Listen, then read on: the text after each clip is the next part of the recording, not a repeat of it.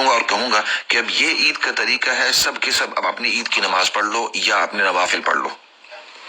So for 10 minutes, फिर 10 minute के बाद I will ask you to switch on your, ये जो ब्रॉडकास्टिंग है वे दोबारा मैं स्विच ऑन कर दूंगा और उसके बाद हम सब इकट्ठी दुआ करेंगे। मैं भी दुआ करूंगा और आप अपने अपने घरों के अंदर सब आमीन कहेंगे। Then what I will do is, after 10 minutes of praying salah, I will give you 10 minutes, just a bit of lead time to sit down and get ready, etc.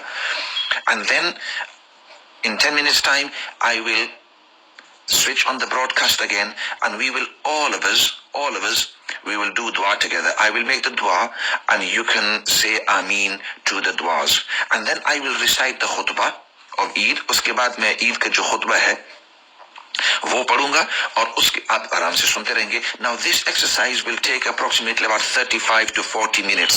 ये तकरीबन आपको 35-40 मिनट तक ये अंदाज ये लगेगा। लेकिन इसके बाद फिर आपने ईद की दुआ भी हमारे साथ कर ली है, we've made dua together, and then you've listened the khutbah on the air as well. आपने जो ईद का खुतबा है वो भी on the air सुन लिया, तो उससे एक किस्म की पूरी फिजा हो जाती। फिर उसके बाद मैं आपको सलाम करके ब्रॉडकास्टिंग खत्म, फिर एक दूसरे के साथ मुलाकात भी कर सकते हैं। Then you can meet each other and then you can do the other things that you need to, and your Eid has started in a fantastic way with इबादत। फिर आपका ईद का दिन इबादत के साथ शुरू हुआ है।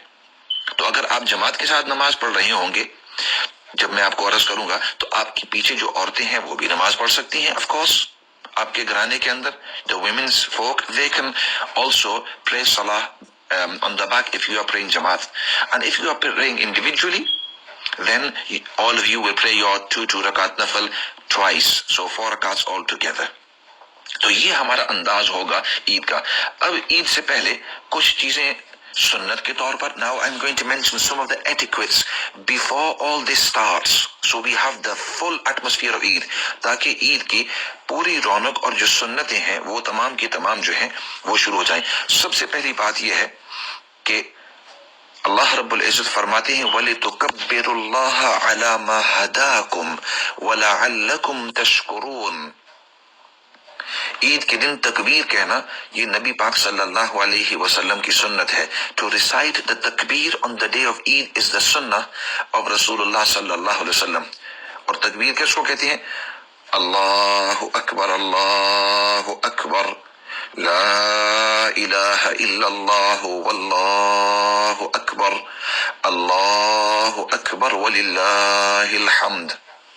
So this is the takbir, and if you can't remember it, you can record it now or you can write it down, and on the Eid day I will be reciting it over and over again on the broadcast and you will remember it. Eid के दिन मैं बार बार इसको पढ़ूंगा तो आप उस दिन इसको याद भी कर सकते हैं। अभी भी याद कर लो, अल्लाहु अकबर, अल्लाहु अकबर, ला इलाहा इल्लल्लाहु वल्लाहु अकबर, अल्लाहु अकबर वलिल्लाहिल हम्द।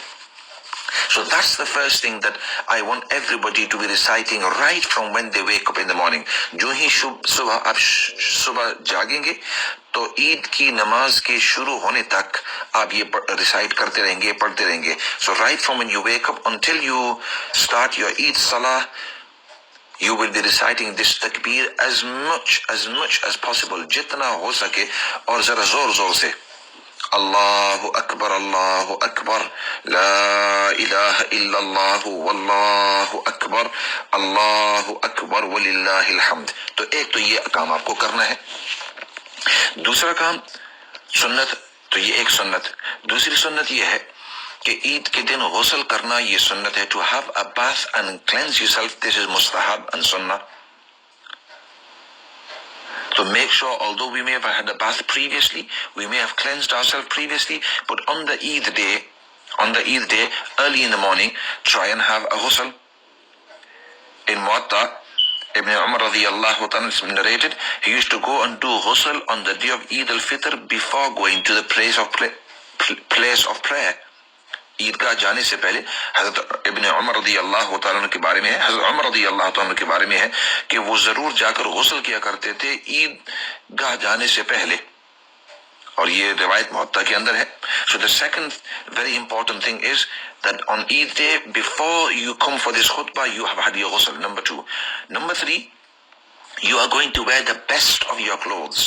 आपके जो सबसे बेहतरीन कपड़े हैं वो पहनने हैं. If you notice, I didn't necessarily say new clothes because some people can afford them, some can't, some can get them, some can't.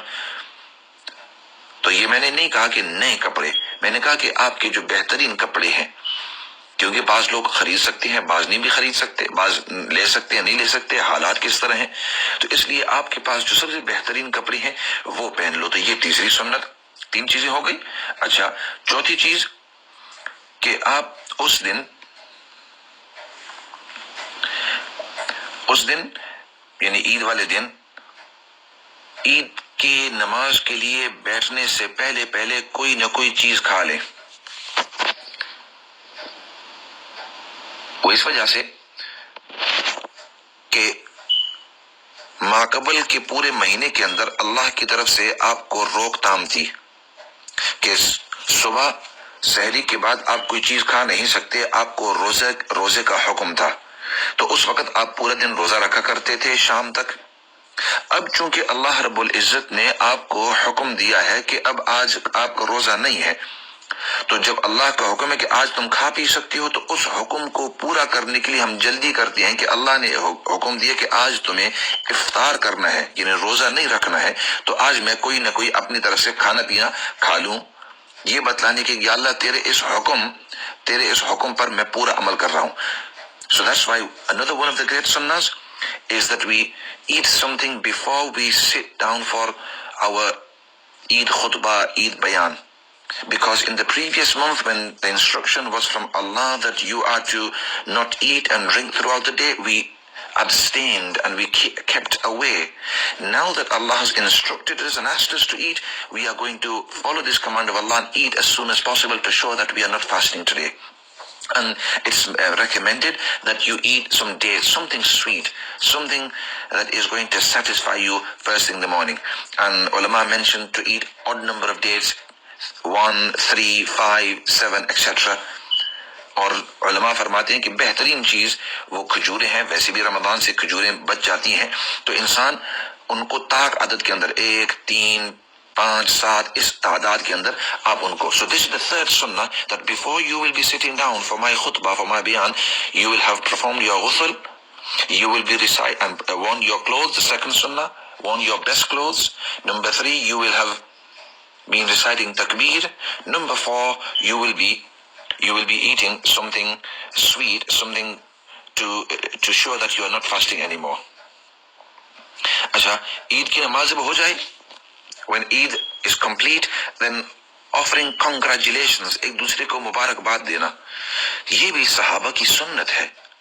A lot of people don't know this, but this is amongst the sunnah of the Sahaba Ikram Ridwanullahi